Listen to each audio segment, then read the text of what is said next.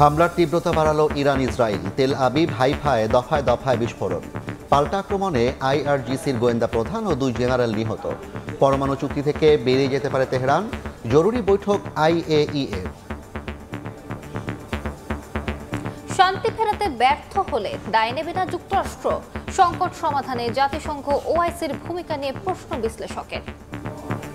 বিশেষ কোনো সংকটের ক্ষেত্রে বা যখন সংঘাতময় অবস্থা তৈরি হচ্ছে তখন কিন্তু কোনো রকম ভাবে এই জোটগুলো কোনো ভূমিকা রাখছে না। যদি ব্যর্থ হয় এখানে এক ধরনের আবার শান্তি ফিরিয়ে নিয়ে আসতে, তাহলে কিন্তু পুরোপুরি দায়ভার আমেরিকা নিবে বলে মনে হয় না। ঠান্ডা মাথা এবং চিন্তাশীল মানুষদের এ বিষয়ে আরেকটু সক্রিয় হওয়া প্রয়োজন, যাতে করে এই যুদ্ধটাকে আপাতত থামানো যায়, কারণ জানমালের ক্ষতি হচ্ছে।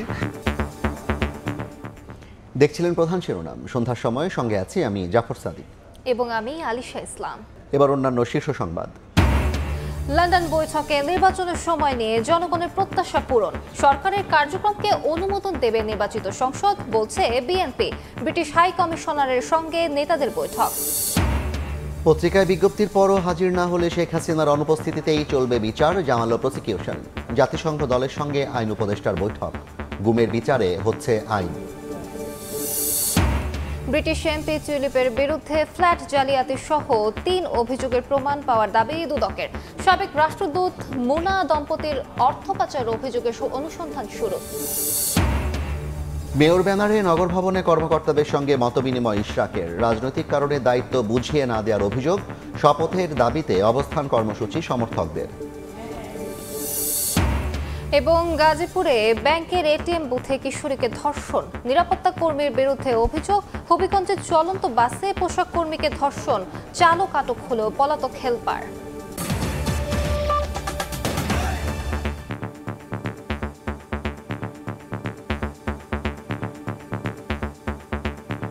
ইসরায়েল ইরান সংঘাতকে নিজেদের শক্তি প্রদর্শনের ক্ষেত্র বানিয়েছে পরাশক্তি। শান্তি ফেরাতে ব্যর্থ হলে যুক্তরাষ্ট্র দায় নেবে না বলে জানিয়েছেন আন্তর্জাতিক সম্পর্ক বিশ্লেষকরা। সংঘাত থামাতে জাতিসংঘ OICর মতো জোটের ভূমিকা নিয়ে প্রশ্ন তাদের। যুদ্ধ ছড়িয়ে পড়লে কেবল মধ্যপ্রাচ্য নয়, মাশুল গুনতে হবে গোটা বিশ্বকে। তাই দ্রুত আলোচনার মাধ্যমে সমাধানের তাগিদ কূটনীতিকদের। ইসরায়েল ইরান সংঘাতে মধ্যপ্রাচ্য জুড়ে অস্থিরতা। বিশ্লেষকরা বলছেন, যুদ্ধ ছড়িয়ে পড়লে মাশুল গুনতে হবে পুরো বিশ্বকেই। ইসরায়েলের হামলা ও ইরানের পাল্টা হামলায় তৈরি হওয়া যুদ্ধ পরিস্থিতিকে নিজেদের শক্তি প্রদর্শনের ক্ষেত্র বানিয়েছে পরাশক্তিরা। তবে যুদ্ধ খেলায় পরিস্থিতি নিয়ন্ত্রণের বাইরে গেলে যুক্তরাষ্ট্র তার দায় নেবে না বলে মনে করেন আন্তর্জাতিক সম্পর্ক বিশ্লেষক। ইরান যে পাল্টা আক্রমণ করছে, আমরা আন্তর্জাতিক গণমাধ্যমেও দেখছি যে সেখানে চীন এবং রাশিয়া তাদেরকে সশস্ত্রভাবে সহায়তা করছে, এরকম রিপোর্ট আসছে। এটা আনুষ্ঠানিকভাবে ঘোষণা না হলো। কাজে এখানে মার্কিন যুক্তরাষ্ট্র একদিকে, আরেকদিকে চীন এবং রাশিয়া, এদেরও একটা একে অপরের শক্তি প্রদর্শন এই ইরান এবং ইসরায়েলের যে সংঘাত সেটার মধ্যে দিয়ে। এ যুদ্ধ এখনই থামানো না গেলে হুমকির মুখে পড়বে তেল সরবরাহ, ব্যাহত হবে বিশ্ব বাণিজ্য, যার মাশুল গুনতে হবে গোটা বিশ্বকে। যদি হরমুজ প্রণালী বন্ধ হয়ে যায়, তাহলে তেলের সাপ্লাই, বিশ্বব্যাপী তেলের সাপ্লাই কমে যাবে, তেলের দাম বেড়ে যাবে, গ্যাসের দাম বেড়ে যাবে। আমাদের মতো দেশগুলো ব্যাপকভাবে ক্ষতিগ্রস্ত হয়ে পড়ব। আমরা ওখান দিয়ে ব্যবসা বাণিজ্য, আমাদের রপ্তানি বাণিজ্য চলে ওখান দিয়ে, সেটা বন্ধ হয়ে যাওয়ার একটা আশঙ্কা তৈরি হবে। মধ্যপ্রাচ্যে আমাদের লক্ষ লক্ষ মানুষ কাজ করে, তাদের চাকরি বাকরি ব্যাহত বা ক্ষতিগ্রস্ত হওয়ার আশঙ্কা তৈরি হবে। সংকটে জাতিসংঘ বা OICর মতো আন্তর্জাতিক বা আঞ্চলিক জোটগুলোও কোনো কাজে আসছে না। আলোচনার টেবিলকেই একমাত্র ভরসা মানছেন কূটনীতিকরা। 2003 সালে মার্কিনীদের ইরাক আক্রমণের পর থেকেই অস্থিতিশীল মধ্যপ্রাচ্য। শান্তি ফেরাতে ঐক্য পুনরুদ্ধারকেই একমাত্র সমাধান হিসেবে দেখছেন বিশ্লেষকরা। জুম্মান সাদিক, জ্যাভলিন, সময় সংবাদ, ঢাকা। অন্য প্রসঙ্গ, অন্তর্বর্তী সরকারের কার্যক্রমকে অনুমোদন দেবে নির্বাচিত সংসদ, এমন মন্তব্য করেছেন বিএনপির স্থায়ী কমিটির সদস্য সালাউদ্দিন আহমেদ। তিনি বলেন, ফেব্রুয়ারিতে নির্বাচনের সিদ্ধান্ত বাস্তবায়নে ইসিকে দ্রুত বার্তা দিতে হবে সরকারকে। এদিকে লন্ডন থেকে ফিরে বিএনপি স্থায়ী কমিটির আরেক সদস্য আমির খসরু মাহমুদ চৌধুরী বলেছেন, নির্বাচন ইস্যুতে জনগণের প্রত্যাশা পূরণ হয়েছে। ঐকমত্যের ভিত্তিতে সংস্কার ও বিচার প্রক্রিয়া এগিয়ে নেওয়ার প্রত্যাশা তার। নির্বাচন সংস্কার বিচার সহ নানা বিষয়ে সম্প্রতি লন্ডনে বৈঠক করেন প্রধান উপদেষ্টা ডক্টর মোহাম্মদ ইউনূস ও বিএনপির ভারপ্রাপ্ত চেয়ারম্যান তারেক রহমান। দেশের চলমান সংকট উত্তরণে এ বৈঠককে টার্নিং পয়েন্ট বলছেন প্রায় সব মহলেই। ওই বৈঠকে অংশ নেয়া বিএনপির স্থায়ী কমিটির সদস্য আমির খসরু মাহমুদ চৌধুরী সোমবার দেশে ফেরেন। বিমানবন্দরে পৌঁছে তিনি বলেন, জনগণের দ্রুত নির্বাচনের প্রত্যাশা পূরণ হয়েছে। বাংলাদেশের মানুষের রোজার আগে নির্বাচনের যে প্রত্যাশা ছিল সেটা পূরণ হয়েছে আমি মনে করি। সংস্কারের বিষয়টা ঐক্যমতের বিষয়, সুতরাং ঐক্যমত হইতে এটা যে 1-1.5 মাসের বেশি সময় লাগার কোনো কারণ নেই। আর বিচার তো চলমান প্রক্রিয়া। এদিন গুলশানে বিএনপি চেয়ারপারসনের কার্যালয়ে দলটির মহাসচিব মির্জা ফখরুল ইসলাম আলমগীর সহ সিনিয়র নেতাদের সঙ্গে বৈঠক করেন বাংলাদেশে নিযুক্ত British high commissioner Sarah Cook. আগামী জাতীয় নির্বাচন এবং ইউনূস তারেক বৈঠক নিয়ে আলোচনা করেন তারা।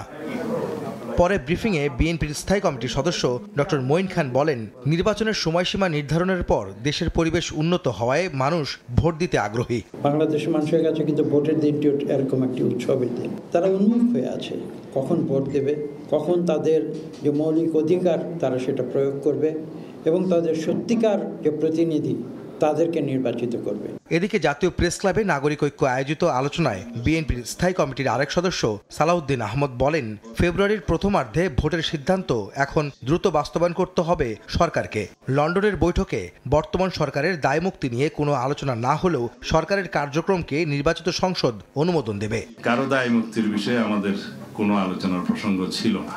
কনস্টিটিউশনালি আপনাদের এই সরকারের রেটিফিকেশন লাগবে ইন দ্য নেক্সট পার্লামেন্ট, এটাও আপনারা মাথায় রাখবেন। লন্ডনের আলোচনার সূত্র ধরে যে সিদ্ধান্তটা হয়েছে সেটা খুব শিগগির ইলেকশন কমিশনে যথাযথ প্রক্রিয়ায় কমিউনিকেট করবেন বলে আশা করি। একই আলোচনায় যুগপৎ আন্দোলনের শরিক দলের নেতারা দেশের স্বার্থে সংকট মোকাবেলায় সরকারকে দ্রুত নির্বাচনের সুনির্দিষ্ট তারিখ ঘোষণার আহ্বান জানান। আহমেদ সালেহিন, সময় সংবাদ, ঢাকা। সন্ধ্যার সময় আরও থাকছে। সরকারি চাকরির সংশোধন অধ্যাদেশ বাতিলের দাবিতে সচিবালয়ে ফের বিক্ষোভ।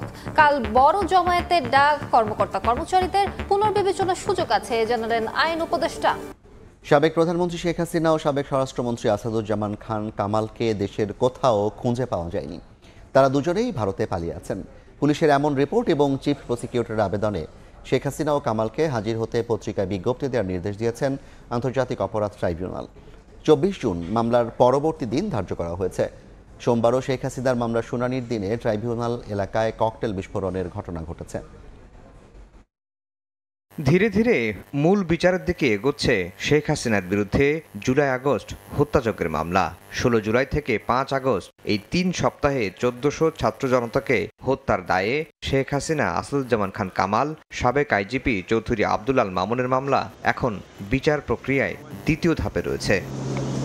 সোমবার পুলিশের দেওয়া রিপোর্টে বলা হয়েছে, শেখ হাসিনা ও সাবেক স্বরাষ্ট্রমন্ত্রী কামালকে দেশের কোথাও খুঁজে পাওয়া যায়নি। পরে ট্রাইব্যুনালের আইন অনুযায়ী তাদের হাজির হতে 2টি পত্রিকায় বিজ্ঞপ্তি দেওয়ার আবেদন জানান চিফ প্রসিকিউটর। মঞ্জুর করেন বিশেষ আদালত। চিফ প্রসিকিউটর বলছেন, পত্রিকায় বিজ্ঞপ্তি দেওয়ার পরও 24 জুনের মধ্যে হাজির না হলে তাদের অনুপস্থিতিতেই বিচার শুরু হবে। শেখ হাসিনা, কামালের পক্ষে আইনজীবী নিয়োগ দেবে রাষ্ট্র। পত্রিকায় বিজ্ঞপ্তি প্রকাশের পরেও আসামিরা আদালত উপস্থিত না হন, তাহলে আদালত তাদের অনুপস্থিতিতে বিচারের রাস্তায় অগ্রসর হবেন। গত 1 জুন ট্রাইব্যুনাল এলাকায় ককটেল বিস্ফোরণের ঘটনা ঘটেছিল। সোমবারও 2টি ককটেল ছুড়ে মারে দুর্বৃত্তরা। এর মধ্যে একটি ককটেল বিস্ফোরিত হয়। চিফ প্রসিকিউটর বলছেন, এসব বিষয় আমলে নিচ্ছে না প্রসিকিউশন। তাদের লক্ষ্য বিচার নিশ্চিত করা। আইন শৃঙ্খলা রক্ষাকারী বাহিনী এগুলো ডিল করবেন। বাংলাদেশে যে অপরাধ হয়েছে সেটার বিচার হতে হবে। এটা ন্যায় বিচারের দাবি, আইনের দাবি, জাতীয় প্রত্যাশা। সেটা স্মুথলি অগ্রসর হতে থাকবে। কেউ যদি এটাকে বাধাগ্রস্ত করার চেষ্টা করে সেই ব্যাপারে যথাযথ আইনি ব্যবস্থা গ্রহণ করা হবে। আগামী বৃহস্পতিবার শেখ হাসিনার বিরুদ্ধে আদালত অবমাননার মামলার শুনানির দিন ধার্য রয়েছে। কিভাবে শেখ হাসিনা 227 জনকে হত্যার হুমকি দিয়েছিলেন তা বিশ্বকে দেখাতে শুনানির কার্যক্রম সরাসরি সম্প্রচার করা হবে বলে জানিয়েছেন প্রসিকিউশন। আফজাল হোসেন, সময় সংবাদ, ঢাকা।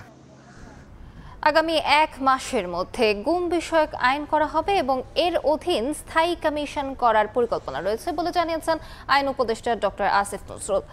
জাতিসংঘের গুম সম্পর্কিত প্রতিনিধি দলের সঙ্গে বৈঠক করে কথা জানান তিনি। এ সময় বর্তমান গুম কমিশনের মেয়াদ বৃদ্ধির পরামর্শ দিয়েছে জাতিসংঘ দলটি। বাংলাদেশ সফর করছেন জাতিসংঘের গুম সম্পর্কিত কার্যনির্বাহী প্রতিনিধি দল। সোমবার সকালে সচিবালয়ে আইন উপদেষ্টার সঙ্গে বৈঠক করেন দলটির সদস্যরা। বৈঠক শেষে উপদেষ্টা জানান, গুম সংক্রান্ত কমিশনের মেয়াদ বৃদ্ধি করা এবং নিখোঁজ ব্যক্তির পরিবারের সঙ্গে আলোচনা করার পরামর্শ দিয়েছে জাতিসংঘের প্রতিনিধি দল। গুম সংক্রান্ত তদন্ত কমিশনকে কারিগরি সহযোগিতা দিতে জাতিসংঘ দলের প্রতি অনুরোধ জানানো হয়েছে। গুম বিষয়ক যে কমিশনটা আছে, ওনারা বলেছেন এটার মেয়াদ বাড়ানো যায় কিনা, ভিকটিম যারা ফ্যামিলি আছে তাদের সাথে আরেকটু আলোচনা করা দরকার, আর গুম বিষয়ক যে কমিশন আছে তাদের সাথে আলোচনা করা দরকার। আমরা বলেছি অবশ্যই আমরা আলোচনা করব। গুম বিষয়ক যে কমিশন হবে সেই কমিশনের জন্য যদি প্রয়োজন হয় আমরা লজিস্টিক সাপোর্ট বা টেকনোলজিক্যাল সাপোর্ট নিতে পারি। আগামী 1 মাসের মধ্যে গুম বিষয়ক আইন করার কথা জানিয়ে উপদেষ্টা বলেন, এর অধীন স্থায়ী কমিশন গঠনের চিন্তাভাবনা রয়েছে। আগামী 1 মাসের মধ্যে গুম বিষয়ক আইনটা এবং সিআরপিসির যে অ্যামেন্ডমেন্টটা সেটা হয়ে যাবে। লিগাল এইডের যে অ্যামেন্ডমেন্টটা সেটা ইনশাআল্লাহ আগামী 2 সপ্তাহের মধ্যে হয়ে যাবে। তো পাওয়ারফুল একটা গুম বিষয়ক পার্মানেন্ট কমিশন প্রস্তাবিত আইনের আন্ডারে ইনশাআল্লাহ করতে পারবো। বিভিন্ন সময়ে গুমের শিকার ব্যক্তিদের ক্ষেত্রে নিখোঁজ সনদ দেওয়ার বিষয়টিও আইনে যুক্ত করার পরিকল্পনার কথা জানান আইন উপদেষ্টা। প্রসূন আশিস, সময় সংবাদ, ঢাকা। টিউলিপ সিদ্দিক নিজেকে ব্রিটিশ দাবি করলেও বাংলাদেশি নাগরিক হিসেবেই ফ্ল্যাট জালিয়াতি সহ বিভিন্ন দুর্নীতি করেছেন, এমন তথ্য জানিয়ে দুদক চেয়ারম্যান বলেন, বাংলাদেশি হিসেবে অভিযুক্ত টিউলিপকে বিচারের মুখোমুখি করা হবে। আর 2000 কোটি টাকা পাচারের অভিযোগে যুক্তরাজ্যে নিযুক্ত সাবেক হাই কমিশনার সাইদা মুনা তাসলিম দম্পতির বিরুদ্ধে অনুসন্ধান শুরু করেছে দুদক। এদিকে সাবেক ভূমিমন্ত্রী সাইফুজ্জামানের জাভেদের পর এবার যুক্তরাজ্যে থাকা বসুন্ধরা গ্রুপের সম্পদ জব্দের চিঠি দিয়েছে সংস্থাটি। সাবেক প্রধানমন্ত্রী শেখ হাসিনার বোনের মেয়ে ব্রিটিশ এমপি টিউলিপ সিদ্দিকের বিরুদ্ধে একের পর এক দুর্নীতির প্রমাণ পাওয়ার দাবি দুদকের। প্লট ফ্ল্যাট জালিয়াতি সহ 3টি মামলায় অভিযুক্ত টিউলিপের বিরুদ্ধে এবার মৎস্য খামার, আয়কর নথিতে অস্বাভাবিক সম্পদ বৃদ্ধি সহ নানা তথ্য মিলেছে অনুসন্ধানে। এমন প্রেক্ষাপটে প্রধান উপদেষ্টার সাক্ষাৎ প্রত্যাশা সহ দুদকের কাজ নিয়ে বিভিন্ন গণমাধ্যমে নানা অভিযোগ করছেন টিউলিপ সিদ্দিক। দুদক চেয়ারম্যান বলছেন, বাংলাদেশি নাগরিক হিসাবে দুর্নীতি করলেও নিজেকে আড়াল করতে ব্রিটিশ নাগরিকের পরিচয় ব্যবহার করছেন তিনি। এখন যদি আপনি অবস্থার পরিপ্রেক্ষিতে নিজের সুবিধার জন্য কখনো ব্রিটিশ বলেন কখনো বাংলাদেশি বলেন, এটা কি সমীচীন কিনা এটা আমার মনে হয় আপনারা এটা ভালো বিবেচনা করবেন। এদিকে আওয়ামী লীগ শাসনামলে প্রায় 6 বছর ধরে যুক্তরাজ্যে বাংলাদেশ হাই কমিশনারের দায়িত্ব পালন করা সাইদা মুন তাসলিম ও তার স্বামীর বিরুদ্ধে অনুসন্ধান শুরু করেছে দুদক। তাদের বিরুদ্ধে 12টি বাণিজ্যিক প্রতিষ্ঠানের নামে 9 ব্যাংক থেকে ঋণের 2000 কোটি টাকা উত্তোলন করে পাচারের অভিযোগ করা হয়েছে। 12টি বাণিজ্যিক প্রতিষ্ঠান এবং নাম সর্বস্ব ভুয়া প্রতিষ্ঠানের নামে বিভিন্ন আর্থিক প্রতিষ্ঠান থেকে 2000 কোটি টাকা আত্মসাৎপূর্বক বিদেশে পাচার করেন। সংবাদ সম্মেলনে দুদক চেয়ারম্যান বলেন, সাবেক ভূমিমন্ত্রী সাইফুজ্জামান জাভেদের 1,500 কোটি টাকা সম্পদ জব্দের পর এবার বসুন্ধরা গ্রুপের চেয়ারম্যানের 2 ছেলের যুক্তরাজ্যে থাকা সম্পদ জব্দ করতে চিঠি দিয়েছে দুদক।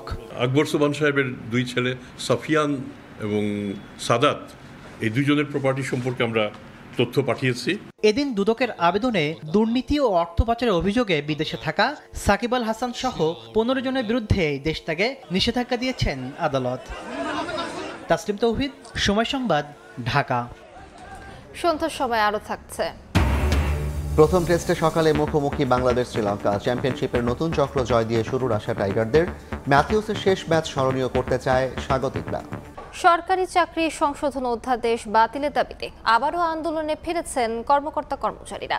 বেলা 11টার দিকে দফতর ছেড়ে জনপ্রশাসন ভবনের নিচে সমবেত হয়ে বিক্ষোভ শুরু করেন তারা। অধ্যাদেশ বাতিলের দাবিতে দেন স্লোগান। এ সময় ঐক্য ফোরামের নেতাকর্মীরা বলেন, অধ্যাদেশটি বাতিল না করলে সারা দেশে একযোগে শুরু হবে আন্দোলন।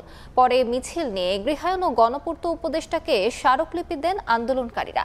এর আগে আইন উপদেষ্টা জানান, সরকারি চাকরি অধ্যাদেশ পুনর্বিবেচনার সুযোগ রয়েছে। কর্তৃপক্ষের নিকট আমার কথা থাকবে, আপনারা কোনো তালবাহানা না করে, কোনো সংশোধনী এই বংশ আলাপ না করে সরাসরি এই আইনটা প্রত্যাহার করার পদক্ষেপ গ্রহণ করবেন। আমরা শুধু দেখতে চাই এই অধ্যাদেশ বাতিল হয়েছে। আমরা কিন্তু এখনো গেট বন্ধ করার হুমকি দেয়নি। যদি আমাদেরকে আগুনে জ্বালিয়ে আপনারা খেলা করতে চান, আমরা এমন খেলা খেলবো আপনারা ঘরে ঢুকতে পারবেন না। সরকারি কর্মচারী যে আইন আছে এখানে অবশ্যই পুনর্বিবেচনার অবকাশ রয়েছে। আমরা মিটিংয়ে বসে আমাদের সরকারি কর্মচারী ভাইরা আমাদের যে দাবিগুলো দিয়েছিল, কাগজগুলো আমার কাছে আছে, সেগুলি আমরা কি বিবেচনা করব, কিভাবে করব সেটা ঠিক করব। ঠিক করার পর ইনশাআল্লাহ যত তাড়াতাড়ি সম্ভব আমরা একটা রিপোর্ট উপদেষ্টা পরিষদের মিটিংয়ে তুলব। একদিকে মেয়র পরিচয়ে ব্যানারটা নিয়ে কর্মকর্তাদের সঙ্গে মতবিনিময় বিএনপি নেত্রী ইশরাক হোসেনের, আরেকদিকে শপথ পড়ানোর দাবিতে নগর ভবনে তার সমর্থকদের অবস্থান কর্মসূচি। এমনই বিরল পরিস্থিতির সাক্ষী হলো ঢাকা দক্ষিণ সিটি। ইশরাকের অভিযোগ, রাজনৈতিক কারণেই তাকে মেয়রের দায়িত্ব বুঝিয়ে দেওয়া হচ্ছে না। শপথ ছাড়াই মেয়রের আসনে বিএনপি নেতা ইশরাক হোসেন সিক্ত হলেন ফুলেল শুভেচ্ছায়, গ্রহণ করেন সম্মাননা ক্রেস্ট। সোমবার সকালে মেয়র পরিচয় দেয়া ব্যানারে ঢাকা দক্ষিণ সিটি নগর ভবনের কর্মকর্তাদের সঙ্গে মত বিনিময় সভায় অংশ নেন তিনি। জরুরি সেবার পাশাপাশি পরিচ্ছন্নতা কার্যক্রম চালু রাখতে বলেন ইশরাক হোসেন। প্রত্যেকটি ওয়ার্ডে যারা ওয়ার্ড সচিবরা রয়েছেন, সেখানে ওয়ার্ড কমিশনের কার্যালয় রয়েছে, সেই কার্যালয়গুলোতে জন্ম নিবন্ধন, মৃত্যু সার্টিফিকেট, ওয়ারিশ সার্টিফিকেট, নাগরিক সার্টিফিকেট, এই আবেদনগুলো ওয়ার্ড কার্যালয়ে ওয়ার্ড সচিবদের মাধ্যমে জমা নেওয়া হবে এবং পরবর্তীতে সেগুলোকে প্রক্রিয়া করে তাদেরকে দেওয়া হবে। মেয়রের বৈধতা নিয়ে সাংবাদিকদের প্রশ্নের জবাবে ইশরাক হোসেন দাবি করেন, রাজনৈতিক কারণেই তাকে দায়িত্ব বুঝিয়ে দেওয়া হচ্ছে না। সুপ্রিম কোর্টের আপিল বিভাগ কর্তৃক যখন আমার যে মেয়রের গ্যাজেটকে চ্যালেঞ্জ করে যে রিট করা হয়েছিল, সেটিকে যখন নিষ্পত্তি করে গ্যাজেটটিকে বহাল রাখা হয়েছে, সেই মুহূর্তে থেকে সেই প্রশাসক অবৈধ হয়ে গিয়েছে। ডেঙ্গু মোকাবিলায় 70টি ওয়ার্ডের প্রতিনিধির সঙ্গে মতবিনিময় করেন ইশরাক হোসেন। মঙ্গলবারও জরুরি পরিষেবা নিয়ে আলোচনা করবেন তিনি। বুধবার বসবেন স্বাস্থ্য বিভাগের কর্মকর্তাদের সঙ্গে। এদিকে ইশরাক হোসেনকে মেয়রের শপথ পড়ানোর দাবিতে নগর ভবনের সামনে সোমবারও অবস্থান নেন তার অনুসারীরা। বিষয়টির সুরাহা না হওয়া পর্যন্ত কর্মসূচি চলবে বলে জানান তারা। রৌনক নিয়ন্তা, সময় সংবাদ, ঢাকা। গাজীপুরে চাকরি দেওয়ার কথা বলে এটিএম বুথে ডেকে নিয়ে কিশোরীকে ধর্ষণের অভিযোগ উঠেছে বুথের নিরাপত্তা কর্মীর বিরুদ্ধে। এরপর থেকেই পলাতক রয়েছে সে। এদিকে হবিগঞ্জে ঢাকা থেকে বাড়ি ফেরার পথে চলন্ত বাসে গার্মেন্টস কর্মীকে ধর্ষণের অভিযোগ উঠেছে। এ ঘটনায় চালক আটক হলেও পালিয়ে গেছে সহযোগী। চাকরি দেওয়ার কথা বলে ডেকে নিয়ে এটিএম বুথে কিশোরীকে ধর্ষণের অভিযোগ উঠেছে। ঘটনার পর থেকে পলাতক রয়েছে ওই বুথের নিরাপত্তা কর্মী। রোববার গাজীপুর জেলার শ্রীপুরে এমসি বাজার এলাকায় তালহা স্পিনিং মিলে চাকরির সন্ধানে যায় ভুক্তভোগী কিশোরী। তখন কারখানার গেটের পাশে থাকা একটি বেসরকারি ব্যাংকের এটিএম বুথে নিরাপত্তা কর্মী বেশি বেতনের চাকরির কথা বলে মেয়েটিকে বুথের ভেতরে নিয়ে ধর্ষণ করে। খবর পেয়ে পুলিশ এসে ওই কিশোরীকে উদ্ধার করে থানায় নিয়ে যায়। একটি মামলা রুজু করা হয়েছে। উক্ত আসামি পলাতক রয়েছে, তাকে গ্রেপ্তারের জন্য চেষ্টা অব্যাহত আছে। এদিকে রোববার রাতে বাসে ঢাকা থেকে বাড়ি ফিরছিলেন এক গার্মেন্টস কর্মী। পথে ঘুমিয়ে পড়লে গন্তব্যে না নেমে সিলেটে পৌঁছে যান তিনি। পরে সেখান থেকে হবিগঞ্জে মা এন্টারপ্রাইজ নামের একটি বাসে ওঠেন। শেরপুর এলাকা পার হওয়ার পর বাসের অন্যান্য যাত্রীরা নেমে গেলে মেয়েটিকে একা পেয়ে ধর্ষণ করে বাস চালক সাব্বির ও সহকারী লিটন। পরে চিৎকার শুনে স্থানীয়দের সহযোগিতায় বাসটি থামিয়ে ভুক্তভোগীকে উদ্ধার করে পুলিশ ও সেনাবাহিনী। এই বিষয়ে কোনো গাফিলতি হবে না ইনশাআল্লাহ, এবং দৃষ্টান্ত কোনো শাস্তি যেটা হয় সেই ব্যবস্থা আমরা করছি। এদিকে রাজবাড়ীর পাংশায় 2 স্কুল ছাত্রীকে ধর্ষণের অভিযোগে একজনকে গ্রেফতার করেছে পুলিশ। যশোরের চৌগাছায় ধর্ষণের শিকার শিশুটির সার্বিক চিকিৎসার দায়িত্ব নিয়েছেন বিএনপির ভারপ্রাপ্ত চেয়ারম্যান তারেক রহমান। দলটির স্বাস্থ্য বিষয়ক সম্পাদক, নারী ও শিশু নির্যাতন সহায়ক সেলের সমন্বয়ক ডক্টর রফিকুল ইসলাম শিশুটিকে দেখতে এসে এই বার্তা দেন। কনক আজাদ, সময় সংবাদ। টেস্ট চ্যাম্পিয়নশিপের নতুন চক্রে শ্রীলঙ্কাকে হারিয়ে শুভ সূচনা করতে চায় বাংলাদেশ। তাই অতীত পারফরমেন্স নিয়ে চিন্তা না করে ব্যাটারদের দায়িত্ব নেওয়ার আহ্বান অধিনায়ক নাজমুল হোসেন শান্তর। দলের প্রস্তুতি খুব ভালো হয়েছে জানালেও টিম কম্বিনেশন নিয়ে কোনো কিছু জানাতে অপারগতা প্রকাশ করেছেন ক্যাপ্টেন। তবে মিরাজের সুস্থতার জন্য শেষ পর্যন্ত অপেক্ষা করা হবে বলে মন্তব্য করেছেন শান্ত।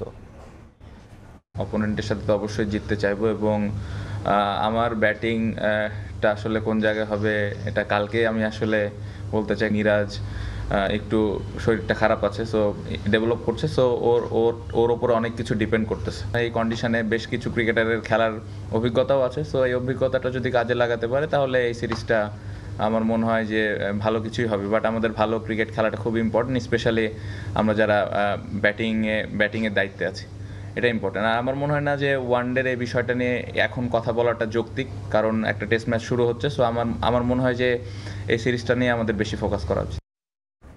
এই পর্যায়ে শীর্ষ সংবাদ জানিয়ে দিচ্ছি আরেকবার। লন্ডন বৈঠকে নির্বাচনের সময় নিয়ে জনগণের প্রত্যাশা পূরণ, সরকারের কার্যক্রমকে অনুমোদন দেবে নির্বাচিত সংসদ, বলছে বিএনপি। ব্রিটিশ হাই কমিশনারের সঙ্গে নেতাদের বৈঠক। এবং পত্রিকায় বিজ্ঞপ্তির পরও হাজির না হলে শেখ হাসিনার অনুপস্থিতিতেই চলবে বিচার, জামাল প্রসিকিউশন। জাতিসংঘ দলের সঙ্গে আইন উপদেষ্টার বৈঠক, গুমের বিচারে হচ্ছে আইন।